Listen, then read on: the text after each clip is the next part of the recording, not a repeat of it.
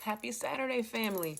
I know I haven't come in for a minute, but your girl has been terribly, terribly busy. If you want to know about this bracelet, I actually got this from the marvelous Audrey Williams, who has Valis Creations here on Facebook. And my shirt actually was made by my girl and social media coordinator for the Ideal Firestarter, the one and only Misha Davis, who runs the business, who runs the company now. Sorry, not just business. Sincerely, these hands. So the definition of a fire starter is one who brings light, heat, and smoke. That's your girl. A mix of exudes melanin magnificence, and the last one is a mix of righteousness and ratchet. That's your girl all over. So, but I came in today because I'm actually in the lab and doing some other stuff. So I thought I'd check on y'all right quick, see if y'all all right. Now, there are many things that have come across my desk, so I don't know how long this is going to be, but I'm sure you're going to need a snack. The thing is that I want to touch on first is pose. Actually, for the second year in a row, we know that the trans actors for this particular show were not nominated for anything. I don't see how that's possible. I don't know how the Academy, governing body of the Emmys, saw the same show we all did and decided that no, none of y'all need nothing. I don't understand that. I don't understand, and I really can't fathom how that is coming to be. I don't understand that. I don't understand how people could look at globally what is happening to trans women, especially to Black trans women here in the States, and see what happened to Candy and just have such a cognitive disconnect to say, you know what, no, Angelica Ross don't need nothing. I don't see how people could look at how Blanca has done what many trans mothers have done, and taking in children whose cis het parents have thrown away, and giving them somewhere safe to live, and encourage them, and said that MJ Rodriguez doesn't need anything. I'm like, are we watching the same show? But then this goes back into this concept of representation, of diversity, and what that means, in media.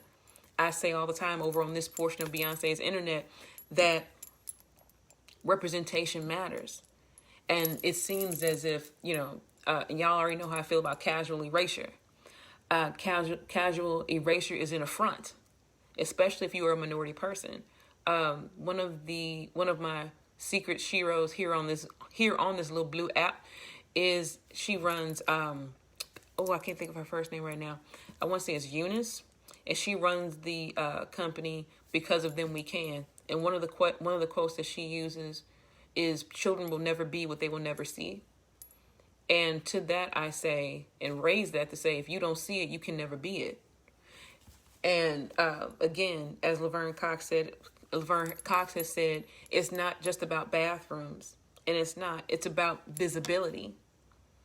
And despite what you believe, because I too, y'all already know that I'm a card-carrying member of this gospel, and will tell anybody about Jesus. I don't care how you feel. But I also know that the Bible tells us that is with loving kindness do you draw.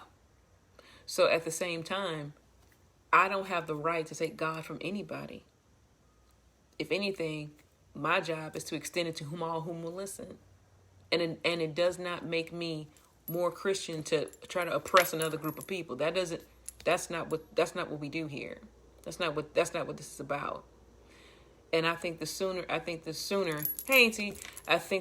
we all agree that we all have a right to live, that this will be okay.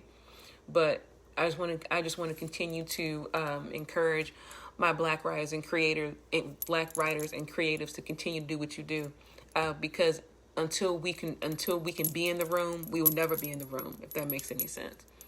So about this thing that happened with Meg Thee Stallion and this boy shooting her allegedly, and then just the vehement attacks on her. Like, I don't understand that at all. So again, y'all know I don't gossip, but the thing that struck me about this is how convoluted this story has become. Just how crazy it had become. When I heard about it, it sounded crazy. And this is why. Suppose they were out somewhere and she was trying to leave, and he, the first the story was reported that she had like cut her foot, and I'm like, and she went to the hospital for a cut foot. But come to find out that he shot her, and then we still don't know allegedly, we still don't know everything that happened. But then again, here come the world saying that she deserved it and she's silly and all this other kind of stuff. Malcolm X said that the most unprotected and disrespected person in this country is a black woman. And I think that we really have not tackled that yet. I don't think that we really have come to a point in society where we can say, yeah, that's true. Because for so long, black women have just had to soldier on, literally bleeding and dying on the inside, so we can just continue, so culture can continue. But as my Shiro Maya Angelou says, when someone shows you who they are, believe them. But here lately, I've ascribed to Zora Neale Hurston. She said that if you are silent about your pain, they'll kill you and say you enjoyed it. We have to do better by black women. We just do. It was never supposed to be our permanent spot to be the mule of the world. Hey, Auntie. It was never supposed to be our delegation to be the mule of the world. And I don't know how we as black women keep picking that back up. But we pick it back up because, as Lovey Ajay said, who protects us while we fight for everybody else? And one of my writer friends, Ashley Yates, said it like this: black women protect black women. And that's true. One of the reasons why I believe my platform is as successful as it is, a shameless plug to go to the Ideal Firestarter. One of the reasons why I really believe that it is as successful as it is, because right now, thanks to the marvelous Misha Davis, we have crossed over 10,000 follows on Instagram. One of the reasons why I truly believe that the platform is as successful as it is because it is black women run, and it is also supported by black women. No, I'm live, Auntie Alyssa. I'm live. But the one thing that I find so glaring about this, especially as it relates to the success that Megan Thee Stallion has had, is that it almost seems like, no, it ain't no almost. It seems as if in order for black women to be successful, we on some level we have had to bleed for it, and on some level that ain't fair. That we always have to suffer and give up and sacrifice in order to get it. Now I understand that some part of the hustle, you got to give up something. I completely agree with that. I am living proof of that. But there seems to be this other attached sacrifice to this. Like you can't be ambitious and black and pretty all at the same time. Like you got to give up something. Like that. Something about that is just too much. And because you're too much, you can't be let in the room. And if you build another room, then you're something that rhymes with witch. Help me to make it make sense.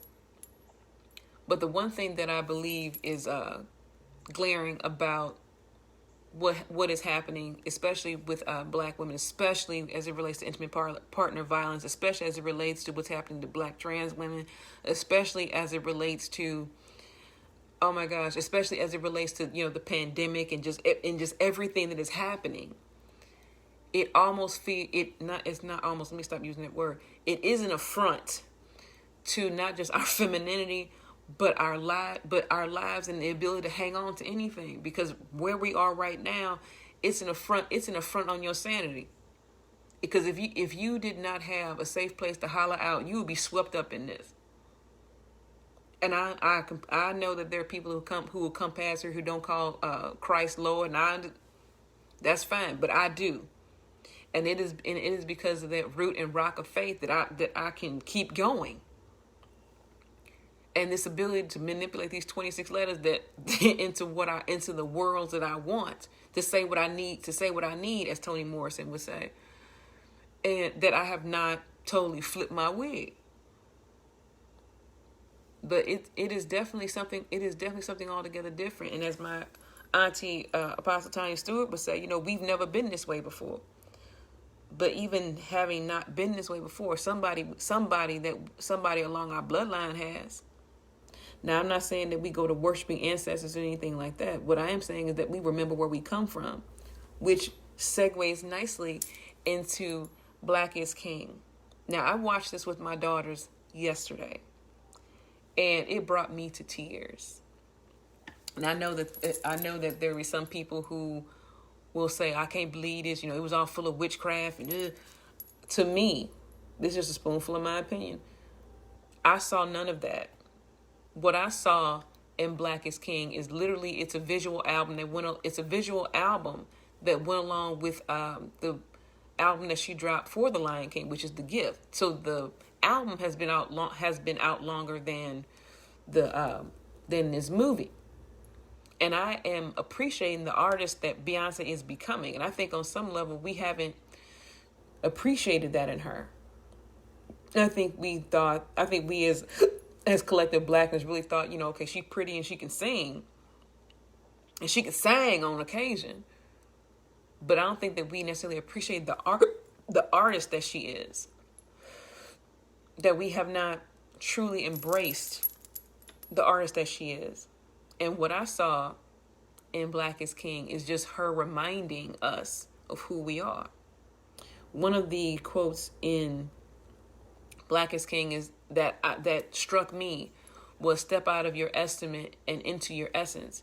And the poetry in the movie was actually written by a Black British poet named Warren Shire. She actually did the poetry for Lemonade as well. I actually have her book. She is incredible, and I love her. I love her work. So here we go. This Black creative woman making spaces for more Black creative people, and what we find in Black is King is her reminding us as Black folk who we are. That Black is not necessarily,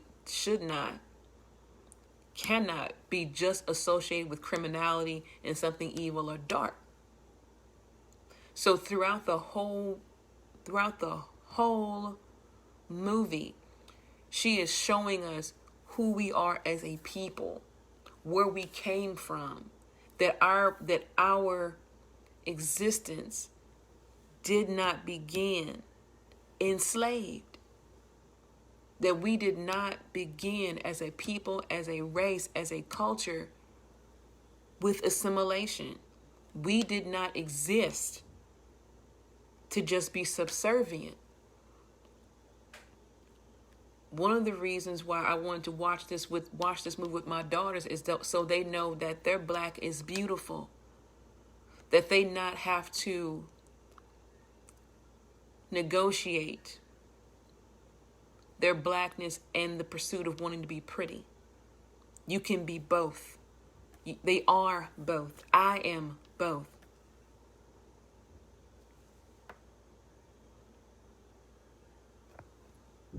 Okay, I don't want the buzz. I appreciate the elevation of people, not the materialism. I love the real people, not the pomp of circumstance. I can get with that, ain't see. And at the same time, was it a little bougie and a little out there? Yeah, but I was here for it though. I was here for it. But I was here for all of it, because I too can be a little bougie and a little extra. But the one thing that struck me about it was her commitment to all the little details, and even as the movie went on, it was. Here I go delving into my gift real quick.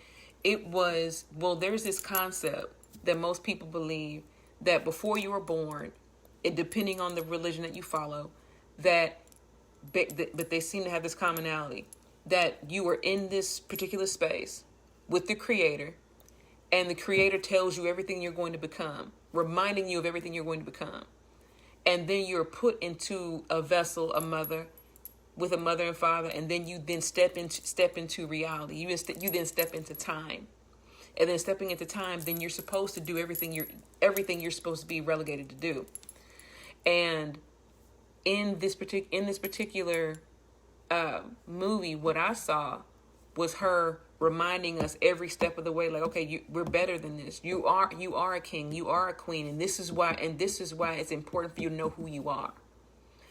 And like I said, was it a little much at times? Yeah, but I was here for it. But the one thing I was totally here for was her boldness about it. There's a boldness to Black is King, because again, you don't see anybody else with that kind of clout, with that kind of money, with that kind of chutzpah, as it were, to truly say, hey, you know what? I want you all to remember that you are not where you were. What did Mufasa say in Lion King? You are more than what you have become. And sometimes it takes people to remind you, and not necessarily with the clout of Beyonce. Sometimes it takes people who look like you to remind you who you are. And that itself is a blessing. So I loved it. And it made me want to listen to The Gift all over again. So there is definitely, if you let me tell it, there's definitely an awakening in the folk that look like us.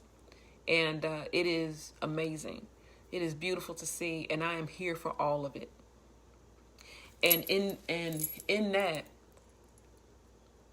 we still have the pandemic to deal with. So I think that, Black is King being released through Disney Plus is a reminder that, again, we have survived worse. And that is crazy. We as a people have survived worse. We have survived and are surviving the most intensified architecture for our own demise. We are still surviving, still creating, still thriving in the midst of a global pandemic. That sentence was a lot, but it's true.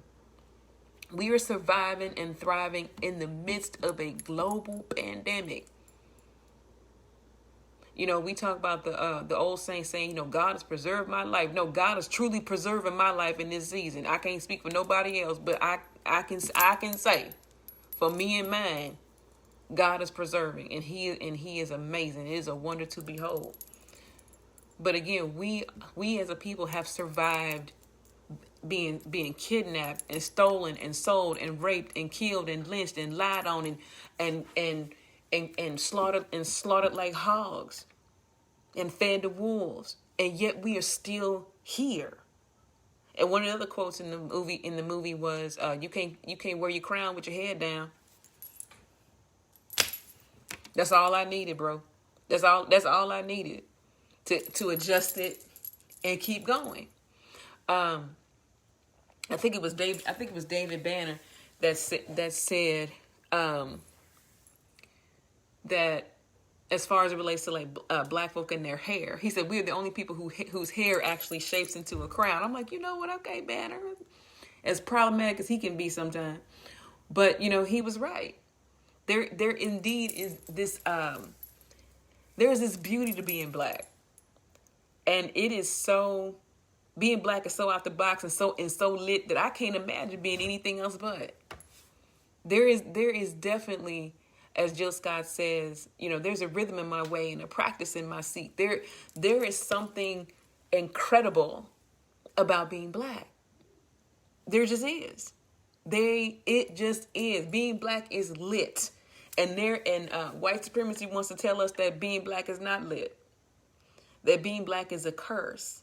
Because we know that there are some people who will say that it's because of Ham and his sin toward Noah, which is what caused his children to be marked and they were Black. Okay. With that said, being Black is lit. It just is. And I never want my daughters to see being Black as a detriment, because it isn't. What I want them to see, and again, what I believe has been demonstrated in Black is King, is that they see that their blackness is not just relegated to the American experience. That being black is ancestral, that it is cosmic, that there is something about us that every other culture tries to copy. We create, they copy.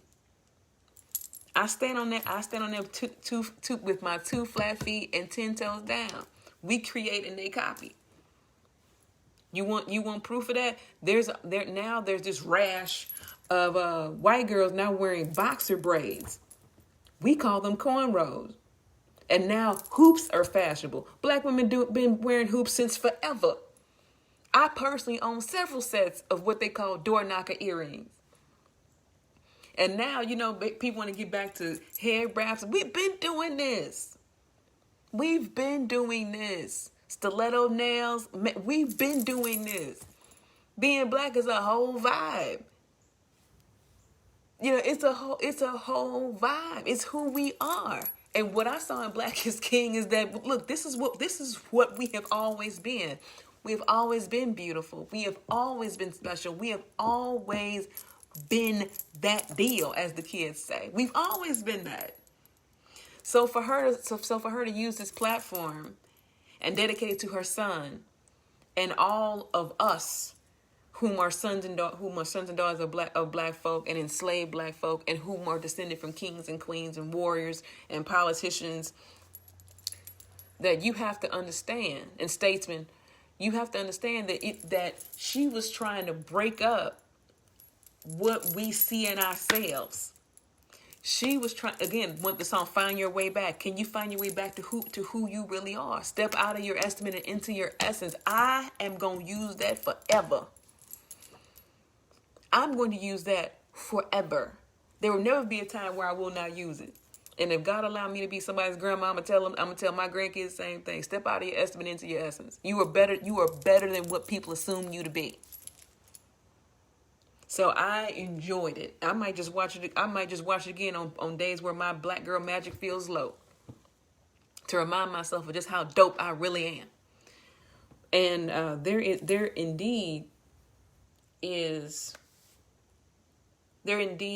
was a need for what she did, because it just was. It was a need. And again, James Baldwin says it like this, that there is something desperately wrong with a nation when it ceases to produce poets. There is something wrong when there is something wrong with a nation when it is so broken, when it is so far gone that it doesn't produce artists. And I completely agree with that quote. And I also agree with the Baldwin quote that says to be a Negro in this country and relatively conscious is to be in a rage almost all the time. And Nikki Giovanni says it like this: rage is to writers what water is to fish. Because there is a need in writers, and I believe it's found in musicians as well, because writing is art. I don't care what nobody says. That there's a need in writers to perform justice, to warn, to alert, to expose. And we get angry at the world around us, which is why we write, because we want to see the change that we know is there. We just want to, because we know it can happen. As Baldwin says, how long should I have to wait for your progress? And what I believe, again, what she has done in this masterpiece, because that's what it is. That's not just me being a Beyoncé stan. That's me being knowledgeable of my own, that's me being knowledgeable of my own blackness. I can't help nobody else on their journey toward theirs, but I can point you in a direction, if that makes any sense. And that's even more profound when I was actually writing for this blog called Right to Live. And the editor-in-chief and founder of it, I believe she was of Nigerian descent. And one piece she wrote said that one piece she wrote talked about, I believe it was going home, or the idea of going home, and she couldn't even speak the language. And on some level, as black folk, we have to deal with that. That the only language that some of us know if we are not an expatriate from the continent proper, the only language that we know is English. So we can't even, so where is home if you can't speak the language? And on some level that is heartbreaking. So the fact that she actually had different dialects and different languages spoken in Black is King was amazing. And at the same time heartbreaking, because again, with the vehicle of colonialism, our language was stolen. And our language was stolen, our land was stolen, our ability to reproduce was stolen. My father said that a lot when I was growing up. He said one of the ways you destroy a people is you take away their land, their language, and their ability to reproduce. And you probably got that from W.E.B. Du Bois. But the fact remains that this was needed. It was needed and it was necessary because we as a culture, we as a people have to know where we came from. We have to know that we are not defined by what we see and what we have been taught. We're not. We are bigger than that. We are bigger than that. So before I get into a dissertation about Beyoncé, Black is King, feminism and womanism, let's go ahead and segue to other things that are pressing. The one thing I want to remind you all is that this pandemic is real. 150 some odd thousand people have died. Herman Cain just died within the last couple days. And white supremacist Nero, it does not care. So my thing is, and I'm saying this with 10 toes down, you Black and Republican, I'm looking at you crazy. I really am. Because there's nothing about this man that speaks to Christ. And if you believe he speaks to Christ, I have a problem with you. I have an issue. I have a bona fide bone to pick with you. Because nothing about this is God. Nothing. Real godly leadership listens, is teachable, is humble, and seeks God on all hands. It is now August the 1st. Congress has not put the second stimulus check into the hands of nobody, but they on vacation. Eviction, because I've been there, evictions normally take about 2 weeks to file. And that's being generous. So from there, here we are. And they're saying this housing crisis might be devastating, and it just might. This virus is nothing to play with. I am an essential worker, and I work at a local hospital. I'm not going to list it here, but I work at a local hospital. And this is nothing to play with. It's not. You know, y'all don't want to wear a mask to Walmart because they can't tell you what to do. Okay, cool. While you railing against the state telling you what to do, you need to Google what it's like to be intubated. Because once this virus really takes hold, you're going to need something to help you breathe. Which means you'll have to be intubated and put on a vent. And a ventilator is something that you don't want to be put on, because most people who are on vents don't get off of them. So you can, God gonna protect me. Yes, he is. But Luke 4:12 says that thou shalt not tempt the Lord thy God. You can't make God do nothing. He's given us the tools of science and medicine and common sense to say, okay, you know what, while the cure is working, let me do all I can to protect myself and my children and my family. You won't wear a mask outside, right? But y'all don't want to wear a mask outside, but y'all still having unprotected sex. Make that make sense. AIDS will kill you too. Y'all still having babies with people you don't even like. You know, the young woman that set fire to the boy's Jeep. She catching a whole felony behind what? Y'all still out here doing this type of madness, but you won't wear a mask? Bet. The one thing I want to impress upon y'all is that this virus is real. So as much as you can socially distance. I know it's hard. I personally have not hugged my mother in almost 6 months. I personally have not, because we've decided as a family that what we're gonna do as much as we can to protect each other as much as we can and keep going. and plead the blood of Jesus as we go. Like I said, I know it's hard. I know it's hard. And I know it feels impossible. I know it feels unfair. I know it feels like, people, you don't want nobody telling you what to do. Don't think of it like that. Think of it just like you wear a seatbelt in a car to prevent in case you get in an accident. Just like you stop at stop signs, just like you stop at red lights, just like you signal to turn. Put the mask on. Wash your hands. Stay away from as many people as you can. But y'all, I need y'all to know this is real. This is real. And I got better things to do on a Saturday morning than a lot of folk. This is real, beloveds. It is real. It is real, and it's scary. And as much as some healthcare workers may not tell you, they scared too. But again, I trust God every time I go to work, that he'll bring me home safely and well. And praise God, he has. The one thing I want y'all to remember is that y'all have to take responsibility for your own actions. If you need a mask, there are people all over Facebook who are selling them. Take the investment and get you a mask. Get you a mask. For those of you who are facing a housing issue, I am praying for you. I am praying for you. Make all provision that you can. The next time you get the stimulus, don't go shopping, pay up bills. Because when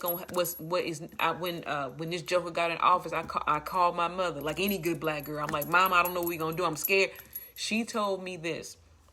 I'm gonna tell y'all the same. She said, I said, Mama, what we gonna do? She said, we're gonna make these pots of beans and greens. We're gonna save our money, and we're gonna hang on. And that's legit what I have done. I am relying on stuff that I've seen my mother and grandmother do, and it has carried me through, along with this faith. Because every day, I'm trying to tell you, every day has been a faith walk. Every day has been coded in prayer. Whether I just say, God, just keep me, God, keep my children. It has been pressed and pushed in faith. Because nothing else is going to do. One of my good girlfriends, Dr. Angel Holcomb, says it like this: it's going to take faith and science to get through this. And she's right. And with that said, which segues into, as I play with my braids, the writing that I'm doing. Now, those of you who are following this space know that your girl is writing at miles per hour, not words per minute, because that's my level right now. And I've about to finish 3 poetry books by the end of the year. Probably 5 if I can go ahead and get all this other stuff done. So one of them is Thoughts in a Pandemic, which is, I'll actually probably link above or below, depending on where you see this replay at. If you're watching on YouTube, it'll probably be at the bottom. If you're watching us on Facebook, it'll be at the top. So, Thoughts in the Pandemic is ready. And, for those of you whom like my work, there's also the poetry book that I wrote about, dealing with name changes. What's in her name. And I wrote that. There's a couple other books that I'm working on. The podcast as of the 13th of this month is going into season 3. Can you believe it? I'm on YouTube. There are other opportunities that are being presented in the midst of abject craziness. I'm writing more than I ever thought, because all I've asked God for was time to write, and now I have nothing but time to write. There's still the writing mentorship is going to kick up again this month, so watch for that. There are other things that are happening as it relates. I can't tell everything here. You're just gonna have to follow your girl and trust her.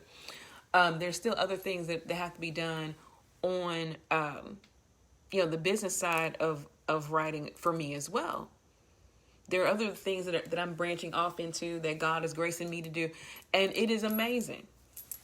It is truly amazing, and I am in awe of God and the opportunities that are being presented even in this time period. So, as I leave y'all this morning to do your washing, clean your house up, get your prayer time in, make the pancakes for the kids or the brunch or boo up, just know that you ain't in this by yourself. You are not in this by yourself. And know that your black is beautiful. Know that you are capable. Know that you are more. Right. I know, Auntie, but I'm trying to minimize my interaction with law enforcement, which put a pin in that because I am aware of what has happened with Wesley Bell and Michael Brown Jr. So let me hit on that before I go. When my friend, my other grandma friend, actually sent me the link in my inbox, and I literally felt all the strength leave my body. I felt all the strength leave my body. I could not believe. On some level, I could believe it, but I was hoping it wasn't true, if that makes any sense. Because when I found out that he wasn't going to go after this man whom we all know killed Mike Brown, I had no strength left for the day.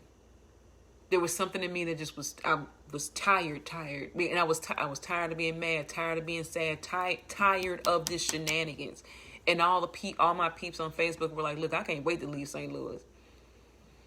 I can't wait to leave because this is shenanigans." I'm in other colorful words. I can't say all the colorful words because my auntie watching. You can't and I'm trying to be better at saying colorful words, but I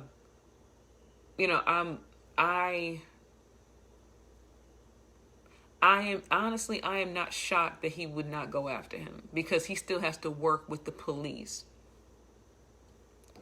which goes back into we need to defund the police. There needs to be accountability. There is no reason why Mike Brown Jr. should be dead. There is no reason why he should be dead. There's no reason why that Officer Wilson should have felt in himself that he had the authority to kill him like that. And I believe there's more to this than what they're saying. I truly do. It is because of my time in Ferguson. I will be the first one to say I wasn't nearly as active as I wanted to be, but because of circumstances and obligations, I could only do what I could. And I still to this day don't believe even that was enough. But what I will say is, again, I'm not shocked. I'm tired. Because we all know this man killed him, and he probably somewhere in Lake St. Louis with his house paid off from all this backstopper money. We know he'll never get a job in law enforcement again. We know that his wife won't show her face anywhere again, and there's some modicum of justice to that. There's a modicum of justice to that, where he can't really go out in public without people knowing who he is ever again. There's not a big enough I'm sorry. There's not a big enough check to fix this. And I truly believe he's somewhere off in Chesterfield or Lake St. Louis living his life, some in somewhat fear of it. But there has to be something to be said for what Wesley Bell is doing, because it almost feels, here I go using almost, I say almost because some people may not feel like I do, but it almost feels like it's a betrayal. That we wanted Bob McCullough gone because Bob McCullough is a whole, because Bob McCullough is a racist. We know that. We know Bob McCullough is a racist. We know that his father was a police officer. and his police officer was killed in the line of duty. So he always gonna back the blue. And while we here, blue lives don't exist. The only blue life we are concerned with is Blue Ivy Carter. The only blue life that we recognize are the Smurfs. Because there are no blue people.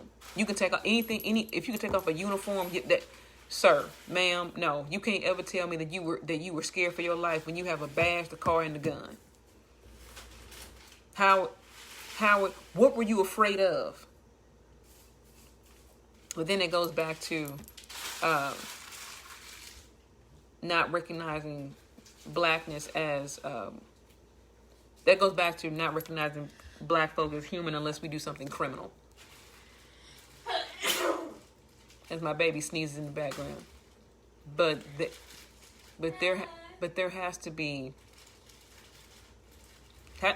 something. The system is broken. Matter of fact, the system is not broken. It's working like it was intended. The system needs to be revamped. Just like those idiots that pull the guns on the peaceful protesters. They could have just stayed in that. They could just stayed in that house. That was a whole stunt. I knew that from jump. How do you come outside with an AR-15 pointing it at people? I was scared. Here we go again. How are you scared when I'm out here minding my business? Other than you've been taught that to see black folk mean they're up to something. When we're out here really just saying, look, we don't want to die like this. We don't want to die because of your shenanigans, because of your foolery, because of your bull. We don't want that. And there is a reckoning that is happening because as Dave Chappelle said on his quick 30-minute special, you can't put your foot if you put your knee on a man's neck for almost 9 minutes and didn't think you would see the wrath of God. You really did. Yeah, these folk really are shocked that black folk are this mad. Pro tip, black tips, we've been angry. Here I go stepping into my gift right quick. We have been crying since we came to the shore and the first baby was taken from the first mother and the first family was broken up in 1619, 1620. We have been crying since then. Our tears have formed oceans and streams and ponds.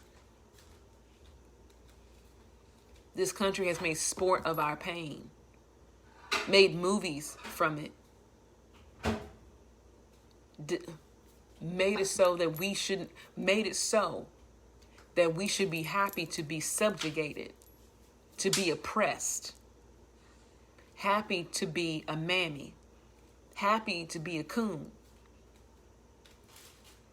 happy that the good white folk want to hire us. I said it. But we are done with that. We are done with that. And as it's even weird to say the late John Lewis said in his last words that he wrote his own op-ed that he instructed be published on the day of his funeral. And I read it, and he left us with hope. Hope that it would be better. Hope that he had done enough to push us forward. And I believe that he has.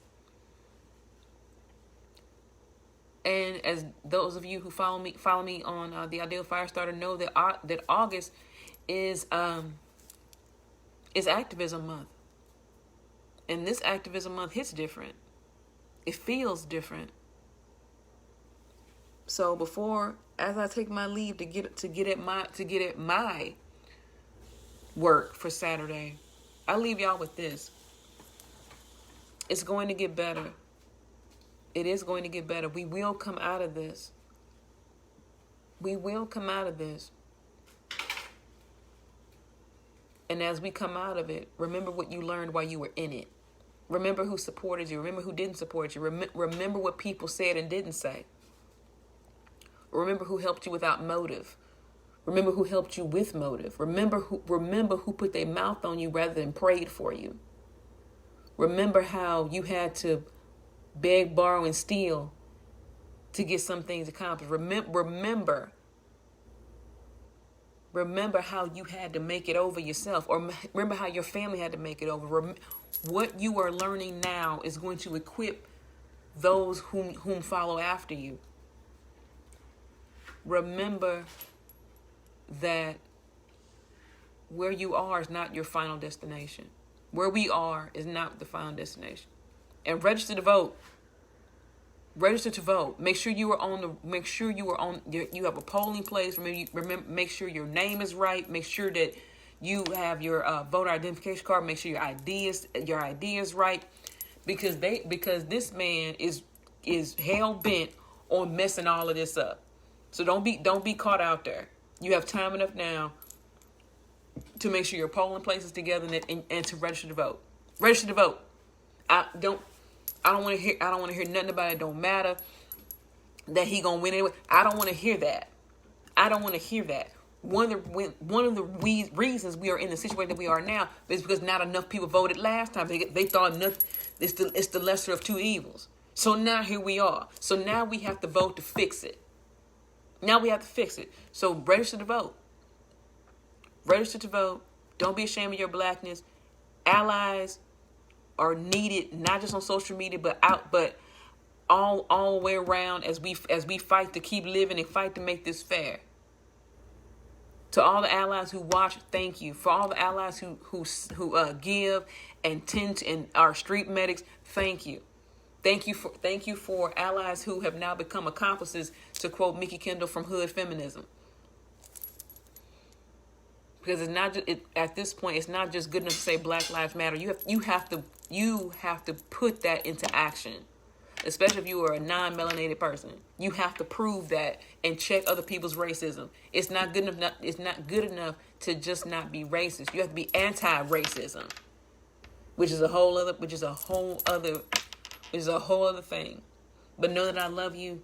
Keep following this space. Thank you all for your love and support. Thank you for jumping on the Saturday and spending time with your girl.